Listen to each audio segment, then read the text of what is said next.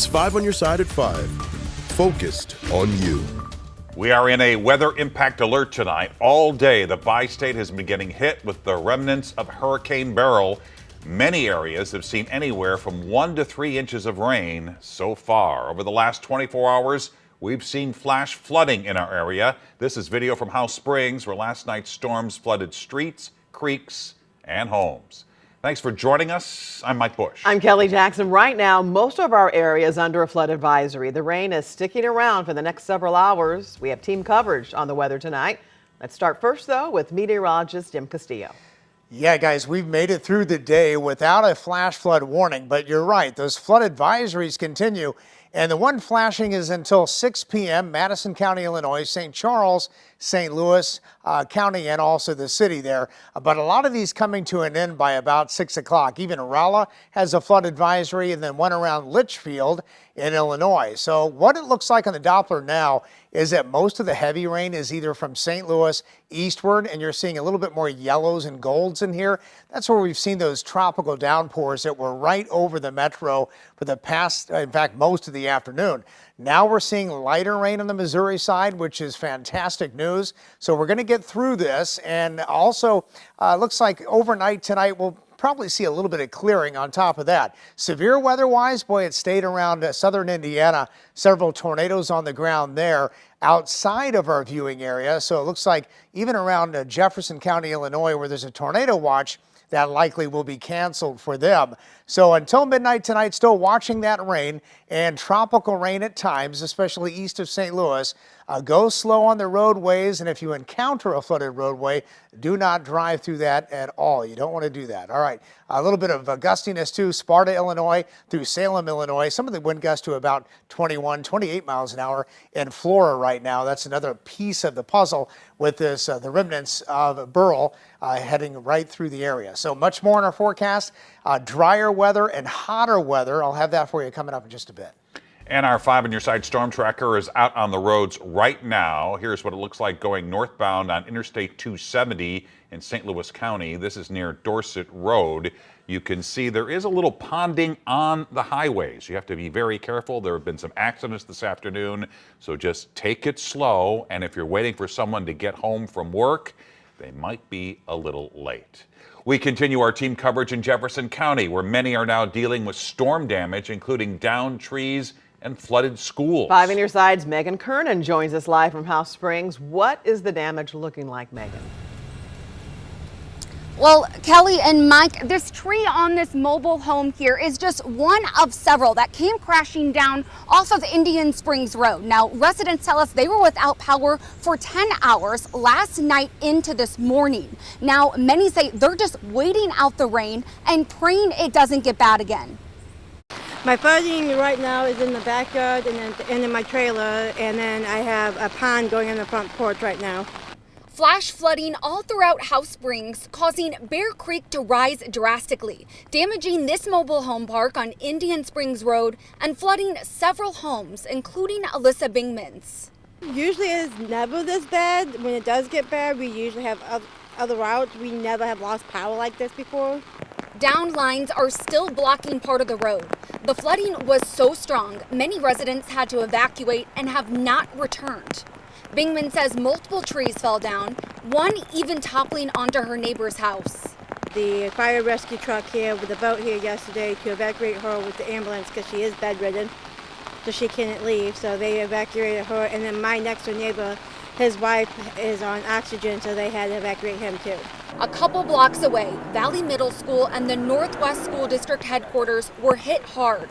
Water was flowing inside, and there was about 3 feet flooding right outside its doors. We had alumni coming out, showing up to help, just clear the roads, clear the parking lots. And so, again, it's just neighbor helping neighbor here. Bear Creek is directly behind the school, which Dr. Jennifer Hector, the district superintendent, says was a big problem. There's nothing stopping that creek from coming up. And so, like I said, fortunately, from what I understand, this is a 20-ish year event. Many of the alumni who were here last night, they said that it hadn't happened this bad in 50 years. Now, restoration crews have been there all day helping to clean the water up. And they say that they don't think that anything should be impacted for the upcoming school year, but they are worried about that creek rising again tonight. Thankfully, nobody was injured or trapped by that flooding. Live in House Springs, Megan Kernan, 5 on your side. And in downtown St. Louis, the riverfront is flooded. You can see how high the water is along the Mississippi. The river is at a minor flood stage level, just over 30 feet. It is expected to go up over the next few days. And to get the latest forecast on rainstorms, flooding, and more, text the word weather to 314-425-5355.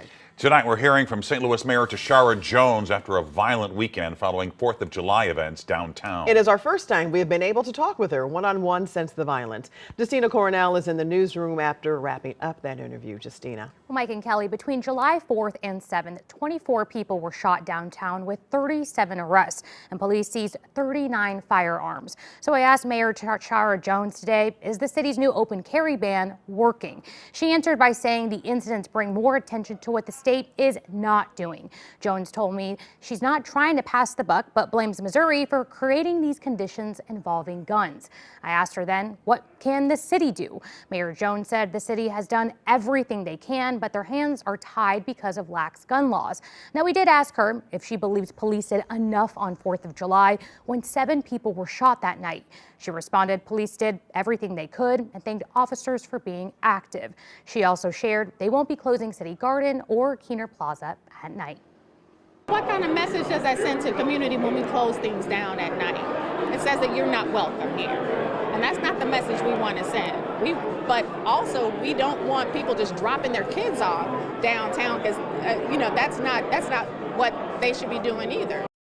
Mayor Jones also pointed to a new regional initiative called Save Lives Now with a goal to reduce homicides by 20% in 3 years. But the plan is in the works and won't have boots on the ground until early next year. Thanks, Justina.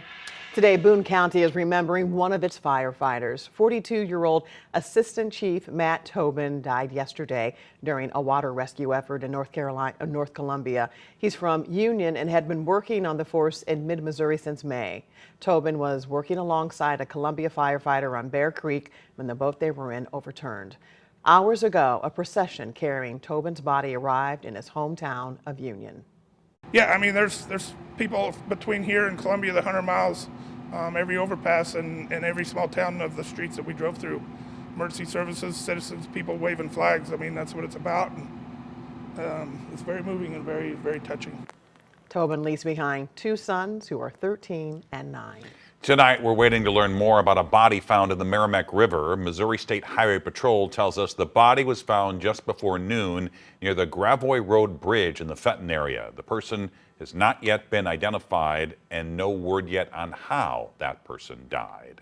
Hurricane Beryl leaving a trail of destruction as it's been moving west, where the storm is heading now. Actor Alec Baldwin goes on trial. How long he could spend behind bars for the deadly Rust movie shooting. Team USA's volleyball team is going for gold in the Paris Olympics. What makes this team so special?